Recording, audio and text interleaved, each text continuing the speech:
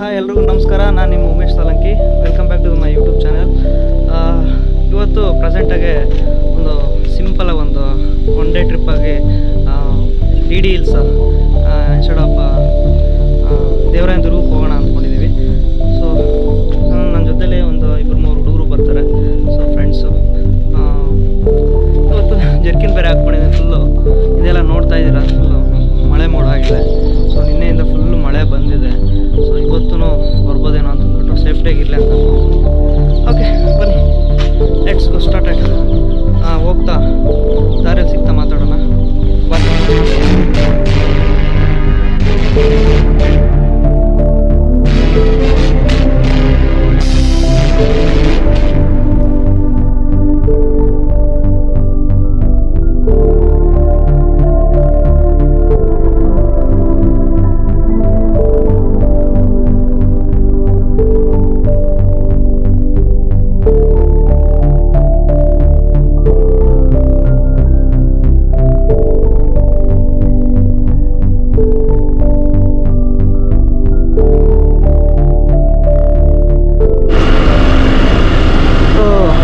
ರಾತ್ರಿಯಿಂದ ಮಳೆ ಎಲ್ಲ ಸುರಿದ್ಬಿಟ್ಟು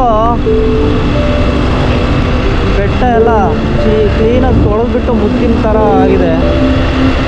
ನೋಡೋಕೆ ತುಂಬ ಸುಖ ಕಾಣಿಸ್ತಾ ಇದೆ. ಗಿಡ ಮರಗಳೆಲ್ಲ ಕ್ಲೀನಾಗಿ ಸ್ವಚ್ಛಂದವಾಗಿ ಕಾಣಿಸ್ತಾ ಇದೆ. ಆಹಾ, ಏನು ಕೂಲಾಗಿದೆ ಕಣೋ. ಎಲ್ಲೋ ಆಗುಂಬೆಗೆ ಹೋಗ್ತಿದ್ದಂಗೆ ಐತಲ್ವಾ? ನಿಮ್ಮೂರು ಸೈಡು ಚಿಕ್ಕಮಂಗ್ಳೂರು ಸೈಡ್ ಹೋಗ್ತಿದ್ದಂಗಿಲ್ವಾ?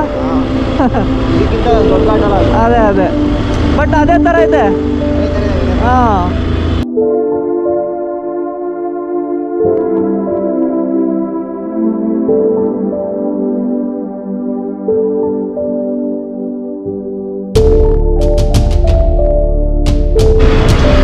ಮುಂಚೆ ಎಲ್ಲ ನಾವು ಸ್ಟೂಡೆಂಟ್ ಆಗಿದ್ದಾಗ ಸ್ಕೂಲ್ಗೆ ಹೋಗ್ಬೇಕಾದ್ರೆ ನಮ್ಮ ಮೇಷ್ಟ್ರುಗಳೆಲ್ಲ ಇದು ನವಂಬರ್ ಡಿಸೆಂಬರ್ ತಿಂಗಳಲ್ಲೇ ಈ ದೇವರಾಯನ ದುರ್ಗ, ಗೊರವನಹಳ್ಳಿ, ಇಲ್ಲೊಂದು ನಾಮಂಚಿಲ್ವೆ ಆ ಕಡೆ ಎಲ್ಲ ಇದು ಟೂರ್ಗೆ ಹಾಕೊಂಡು ಬರೋರು. ಅವಾಗೂ ಬಂದಿದ್ದೆ. ಅವಾಗೇನೋ ಕ್ಯಾಮ್ರಾಗಳಿಲ್ವಲ್ಲ ನಮ್ಮ ಹತ್ರ, ವಿಡಿಯೋ ಮಾಡೋಕ್ಕೂ ಫೋಟೋ ತೆಗೆಯೋದಕ್ಕೂ.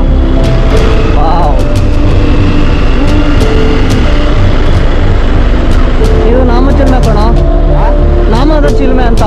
ಮುಂಚೆ ಈ ಶ್ರೀರಾಮಾಯಣ ರಾಮಾಯಣ ಕಾಲದಲ್ಲಿ ಇಲ್ಲಿ ರಾಮ ಬಂದ್ಬಿಟ್ಟು ಅದೇ ಸೀತೆನ ಅಪಹರಣ ಮಾಡಿದ್ನಲ್ವಾ, ಆಗ ಹಿಂಗೆ ಸೀತೆನ ಹುಡ್ಕೊಂಡು ಹೋಗ್ಬೇಕಾದ್ರೆ ಇಲ್ಲಿ ಬಂದ್ಬಿಟ್ಟು ಬಾಯಾರಿಕೆ ಆದಾಗ ಇಲ್ಲಿ ಬಾಣ ಬಿಟ್ಟಿದ್ನಂತೆ. ಒಂದು ಬಂಡೆ ಮೇಲೆ ಈಗಲೂ ನೀರು ಕಾಣುತ್ತೆ. ಬಂಡೆ ಮೇಲೆ ಬಾಣ ಬಿಟ್ಟಿದ್ರೆ ಈಗಲೂ ಅಲ್ಲಿ ನೀರು, ಬಂಡೆ ಮೇಲೆ ನೀರು ಇರುತ್ತೆ. ಅದೆಷ್ಟೇ ಮಳೆ ಬರ್ಲಿಲ್ಲ ಅಂದ್ರೂ ಚಿಂತೆ ಇಲ್ಲ. ಅದಕ್ಕೆ ಇದೊಂದು ಪ್ರೇಕ್ಷಣೀಯ ಸ್ಥಳ ಆಗೈತೆ. ನೋಡೆಲ್ಲ ತುಂಬಾ ಜನ ಬಂದಿದ್ದಾರೆ ನೋಡೋದಕ್ಕೆ.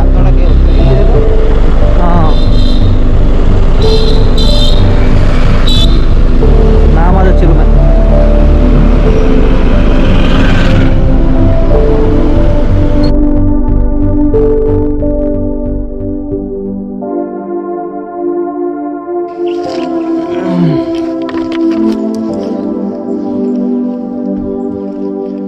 ಸ್ವಲ್ಪ ಕೆಳಗಡೆ ಹೋಗಿ ಬರೋಣ ಬಾ, ಹುಷಾರಾಗಿ ಇಡಬೇಕಿದೆ.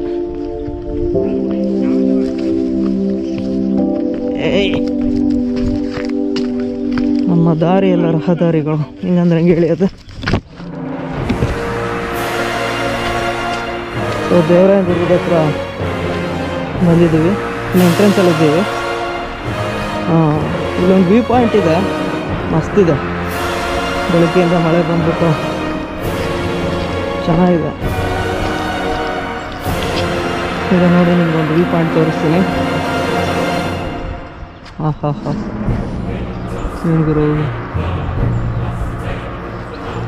ಚೆನ್ನಾಗಿದೆ ಅಲ್ವಾ ವ್ಯೂ ಪಾಯಿಂಟು?